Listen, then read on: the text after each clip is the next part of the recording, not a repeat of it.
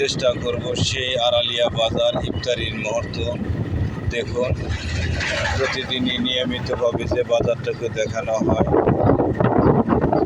সেই বাজারটুকু দেখানোর চেষ্টা করতেছি।